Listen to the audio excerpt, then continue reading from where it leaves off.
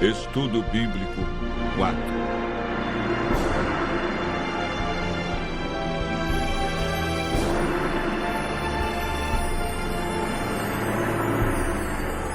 O plano da salvação.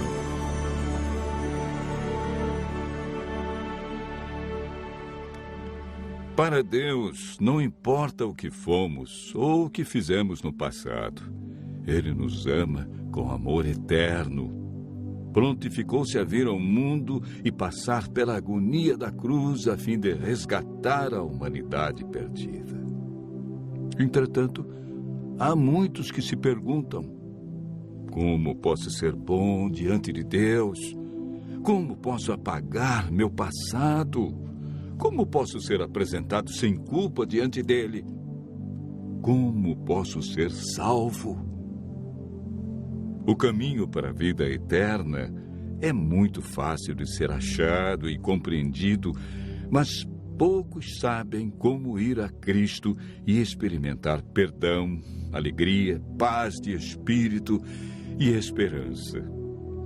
O estudo de hoje mostra a resposta bíblica para uma vida cristã vitoriosa.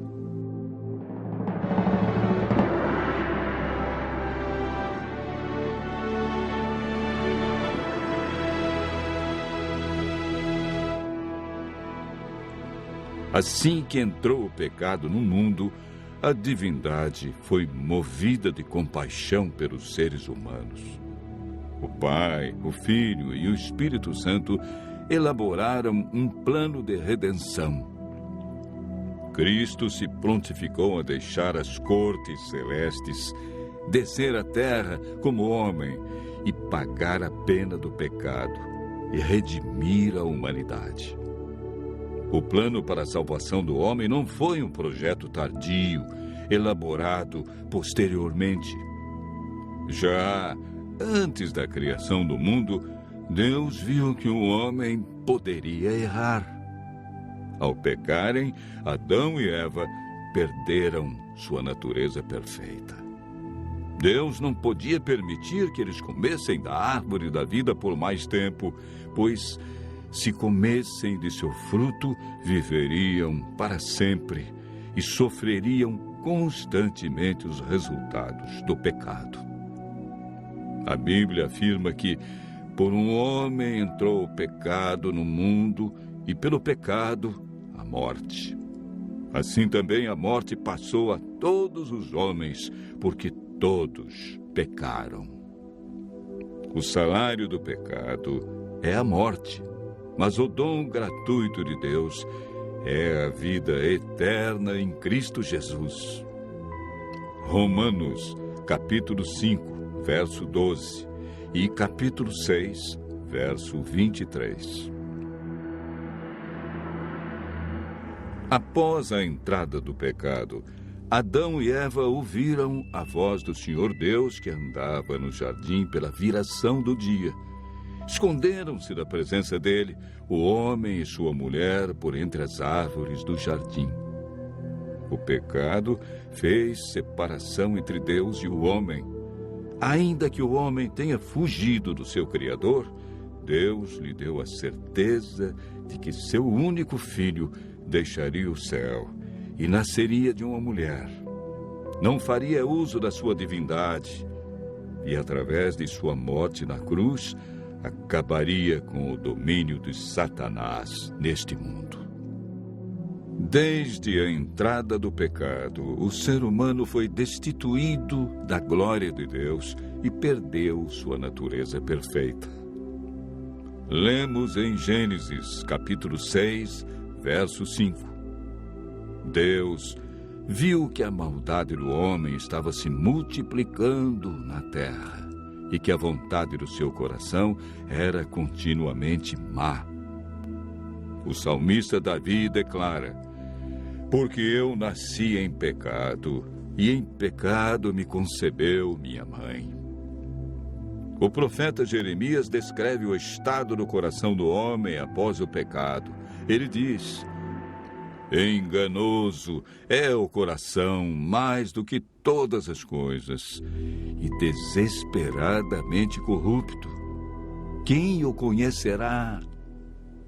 Jesus afirmou que é do coração do homem que procedem os maus desígnios, adultérios, prostituição, furtos, falsos testemunhos e blasfêmia.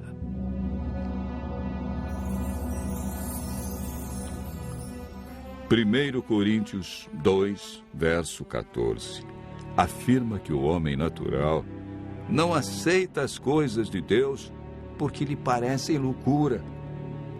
O apóstolo Paulo relata a grande luta que existia em seu coração. Ele declarou: porque eu sei que em mim, isto é, na minha carne, não habita bem nenhum, pois o querer o bem está em mim, não, porém, o efetuá-lo, porque nem mesmo compreendo o meu próprio modo de agir, pois não faço o bem que prefiro, mas o mal que não quero, esse faço. Mas se eu faço o que eu não quero, já não sou eu quem o faz, e sim o pecado que habita em mim. Romanos, capítulo 7, versos 18 a 15, 17 a 20. Jesus é o Cordeiro de Deus que foi morto desde a fundação do mundo. O profeta Isaías declara: ele foi humilhado, mas não abriu a sua boca. Como cordeiro foi levado ao matadouro, e como ovelha muda perante os seus tosqueadores, ele não abriu a sua boca. Isaías 53, verso 7. A Bíblia afirma que naturalmente o homem é escravo do pecado. É por meio do Espírito Santo que somos transformados em novas criaturas. 1 Samuel 10, verso 6, afirma: então descerá sobre ti o Espírito Santo, e serás mudado em outro homem. O Espírito Santo nos convence do pecado, da justiça e juízo. Ele nos guia ao conhecimento da verdade e implanta os princípios da lei de Deus no coração. A salvação está hoje ao alcance de todos nós, porque pela graça sois salvos, mediante a fé. E isso não vem de vós, é dom de Deus. Hebreus, capítulo 5, verso 9, afirma: e tendo sido aperfeiçoado, tornou-se o autor da salvação eterna para todos os que lhe obedecem. A obediência é fruto da salvação em Cristo Jesus. Continue ouvindo a voz de Deus e aceite a salvação através do grande sacrifício de Jesus Cristo, realizado na cruz para ter a vida eterna.